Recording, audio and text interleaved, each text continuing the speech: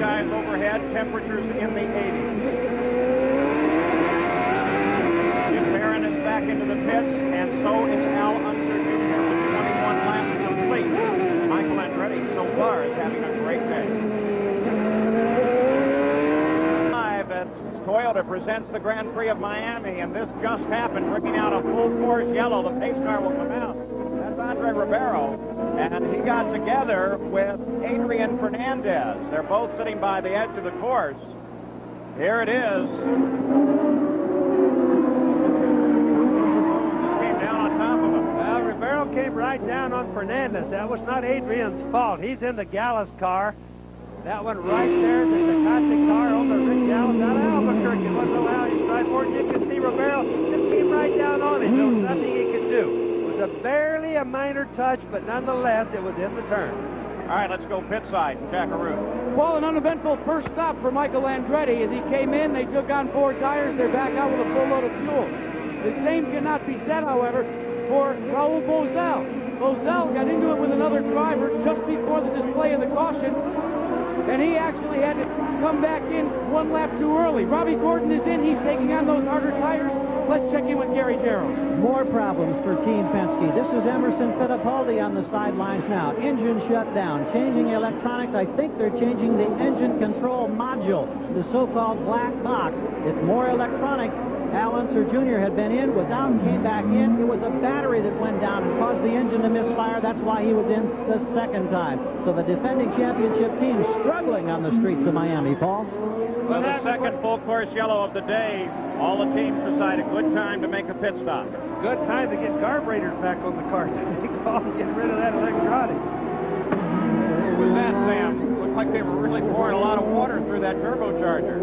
And we got a little bit of a turbocharger fire on the back of Eddie Cheever's car there. You see it burning on the left side. They should be able to put that out fairly quickly.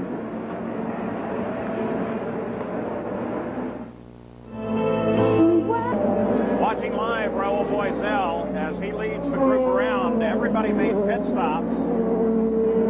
And we are getting ready to come back off of this second full course caution of the day as you ride with Robbie Gordon. We're ready to go back green. 14 cars on the lead lap. Jen Swinthal, the IndyCar starter, has the green flag in his hand as he steers up toward that 13th and final turn. And here they come. And there's the green.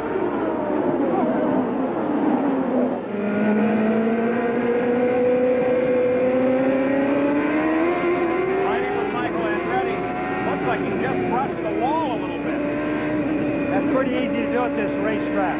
Boy, but keep an eye on the car. Looks like it's all right so far, Paul. Concrete canyons everywhere. Critical stage in close pursuit of Andretti. This track reminds me an awful lot of Long Beach racetrack. You know, concrete walls on both sides. The guys do rub them occasionally. It doesn't hurt the car unless you hit them kind of hard. Ooh. There's somebody hit car really against hard. the wall. Bachelor, looks like Eric Bachelor. Dennis Vitolo. Dennis Vitolo. His first ride since the Indy 500 last year. Pretty severe damage to the nose. They could change that and get it back to the pit area. Remember, yellow only in that area right now. Let me just give you the order, get everybody reset here, though. Michael Andretti leads it, followed by Gooselman. Jacques Villeneuve moved up into 3rd place. Danny Sullivan is 4th, and Scott Pruitt is 5th. Now, you look at the front of that nose right there, and that'll show you how far safety has come from just, say, 3 to 5 years ago. He hit that wall pretty hard, Paul, and he's driving back in. Direct hit to the wall. Now, that shows the engineers and the kart guys have done substantial. We are now going full course yellow. 3rd one of the day. This race slowing down, 28 laps complete. 90 the scheduled distance. This is Michael's incident. Look at him get trapped down on the inside, brush the wall.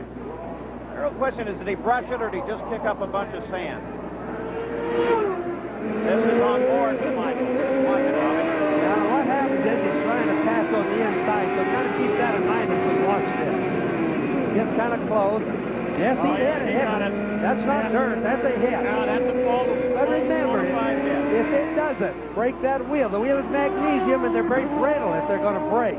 If it doesn't break that wheel, He didn't hit it hard enough to hurt anything, and it doesn't look like there's going to be a problem. It doesn't change the suspension settings. Well, it could, but he didn't really hit it hard enough at the front or the rear of the tire. It was kind of like a direct hit, and then it doesn't bend anything. You see a little wave as he went by his fence? Let's go pit side, Jackaroo. Well, Paul, trying to stay on top of every possibility, the Newman Haas team was ready for Michael Andretti to come in and take on new tires. What happened was he radioed in initially that he thought after that hit that the tire was beginning to go down. They're back behind the pace car. You can notice that he tries to wheel the car back and forth a little bit to see what the situation is. They're just going to stand by down here. It's going to be Michael's call whether he comes in or stays out. Wow, did you see that? Looked like rush hour on I-95 here as the pace car came out. Michael Andretti had to jump on the brakes to make sure that he stayed behind it and the car ahead of him. Boiselle is right ahead of him. He's the guy that almost hit the pace car. Look at all the smoke right there. That's Boiselle catching the pace car. Didn't know it was there. Probably running 170 miles an hour. Now the pace car is going to wave him by because he's really down a lap. It's going to be a big gain for Boiselle right there. Well, the officials have been, and rightly so, adamant about enforcing these blend rules and keeping the cars in order. So they help keep fairness into the event. And there could be some pretty severe penalties if you get around that car. Gilda Barron's car has been taken into the paddock area. It's out of the race. And Gary Gerald has an update on Eddie Cheever. Well, Eddie Cheever has been in the pits on 2 occasions. He had damage up on the front wing fall, and they had what resulted in shearing off a brake rotor. So he has no front brakes. They've tried to make some repairs. He has rear brakes. He is now back out on the circuit. Meanwhile, in the adjacent pit, Adrian Fernandez was involved in that earlier bumping incident, had suspension damage on the left front side. The crew has replaced all of that. He's now back on the circuit. If Michael Andretti makes a pit stop, the leader will be Mauricio Gugelmin, whose best finish last year was a 5th at Vancouver. And suddenly we're going to see a man unaccustomed to being right at the very front, catapulted into a commanding position. And he is driving for a team that has not tasted the lead either, Pac West. Sam, another guy that's out of the race right now is Emerson Fittipaldi. He's had apparently problems that couldn't be fixed, and they pushed his into the inside now. You know, Toyota has been experimenting with a motor design for the IndyCars. We wondered at this race just how close they were to debuting the new engine.